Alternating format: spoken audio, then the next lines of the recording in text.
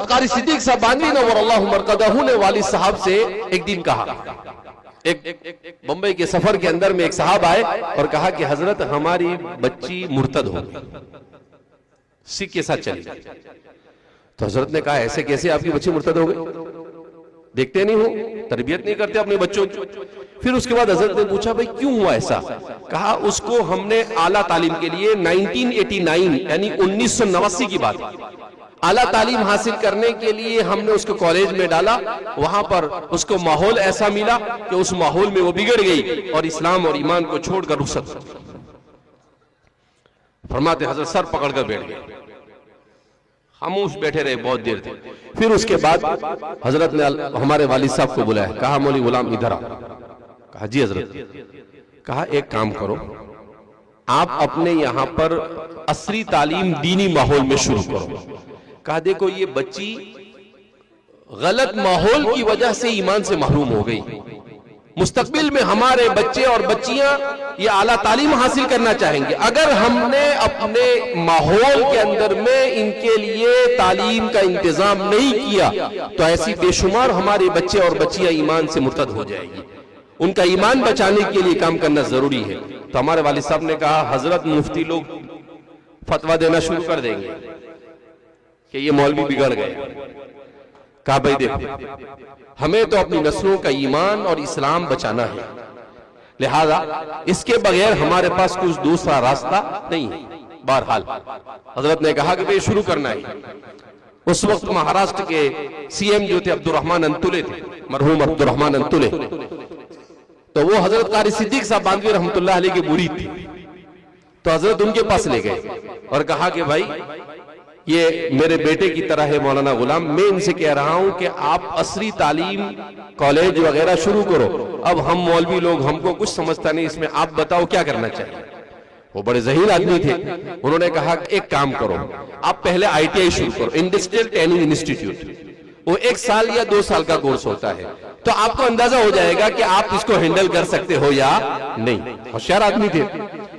तो 91-92 के अंदर में ITI शुरू हुआ। 6 महीने के बाद हजरत कारी सिद्दीक साहब बांदा से सफर करके रक्कल को आए और आए, असर से पहले पहुंचे।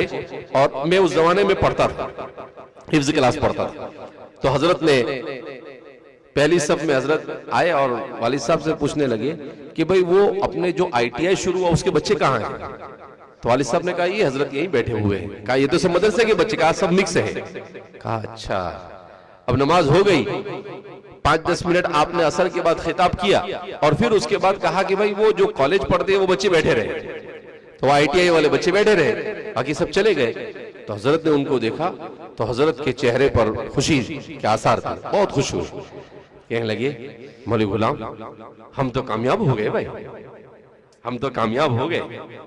कहा क्यों हजरत। कहा देखो इन बच्चों की तो जिंदगी बदल गई। फिर उन बच्चों से बात करने लगे तो वो बच्चे रोते हुए कहने लगे कि हजरत हमको तो इस्लाम के बारे में कुछ भी मालूम नहीं था, यहाँ आकर हमने नमाज भी सीखी, यहाँ आकर हमने कुरान भी सीखा, यहाँ आकर हमने दीन भी सीखा, यहाँ माहौल अच्छा मिला तो हमारी तो जिंदगी बन गई। तो अब हजरत कारी सिद्दीक साहब ने कहा कि मौलवी गुलाम अब रुकना नहीं, काम शुरू कर दो। फिर वापस वालिद साहब को लेकर गए मुंबई और फिर हजरत कारी सिद्दीक साहब से मिले, अब्दुर्रहमान अंतुले से मिले और उनसे कहा कि भाई मौलवी सब संभाल लेगा, मास्टर को भी संभाल लेगा और टीचर को भी संभाल लेगा और प्रोफेसर को भी संभाल लेगा, हमारा तजुर्बा सक्सेस है, कामयाबी। कहा ठीक है। अब उन्होंने सोचा और सोचने के बाद कहा कि अब आप BOMS कॉलेज शुरू करो, बैचलर ऑफ यूनानी मेडिसिन एंड सर्जरी। कहा क्यों। कहा उसमें उर्दू मीडियम होता है तो आपको सारे अपने बच्चे मिलेंगे। बड़ा ज़हीन आदमी थे वो। तो फिर उसके बाद 96-97 के अंदर में हमारे यहां पर BOMS कॉलेज शुरू हुआ। अब 96 में किसी साहब ने वालिद साहब के खिलाफ किताब लिखी, मौल साहब ने, मौलवी आबाशत के चुप नशवत।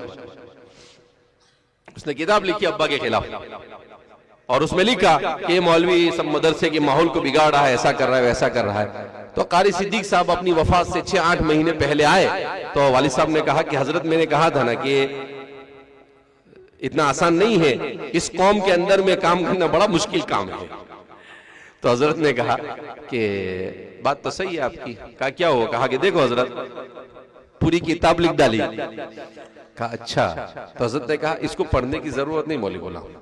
हजरत ने यूं कहा कि उसको फाड़ दिया, और फाड़ने के बाद वालिद साहब से मुखातब, कोई रावी नहीं, मैं खुद सुनने वाला अपने कानों से, कहने लगे कि मौलवी गुलाम, ये इस बात की निशानी और अलामत है कि आपका और हमारा ये काम अल्लाह के यहां मकबूल हो गया है। कहा इसको कचरा के डब्बे में फेंक दे।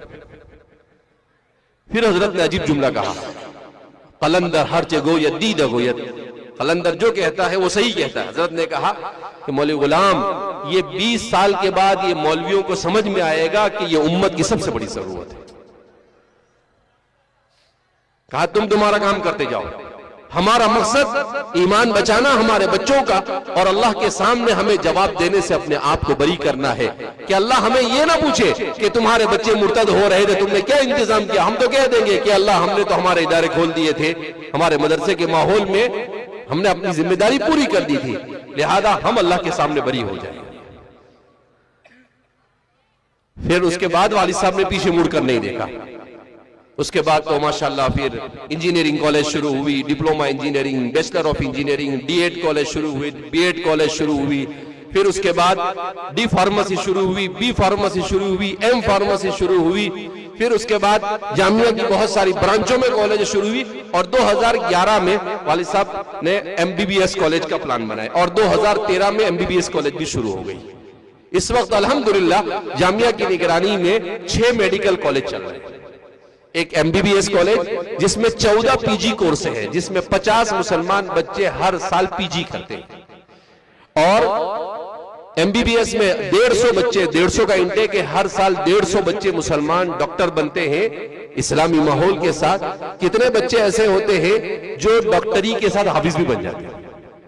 अभी हमारे यहाँ बीओएमएस कॉलेज में प्रोग्राम में मैं एक दिन गया तो उन्होंने बताया कि 72 बच्चे हमारे रिकॉर्ड में ऐसे आए हैं जिन्होंने डॉक्टरी के साथ हिफ्ज भी मुकम्मल कर लिया। तो ये उम्मत की जरूरत है। अल्लाह जब चाहता है जिससे चाहता है काम लेता है। अल्लाहुम्मा जअलना मफातिहन लिल खैरी व मगालिकन लिश्शर। अल्लाह हमें खैर की चाबी बनाए और शर का ताला बनाए। आज ये उम्मत बड़ी अजीब उम्मत है। आज हमारी उम्मत को कदर नहीं है। नहीं, जो भी काम हो दीन का, तालीम का, हमें उसका सपोर्ट करना चाहिए।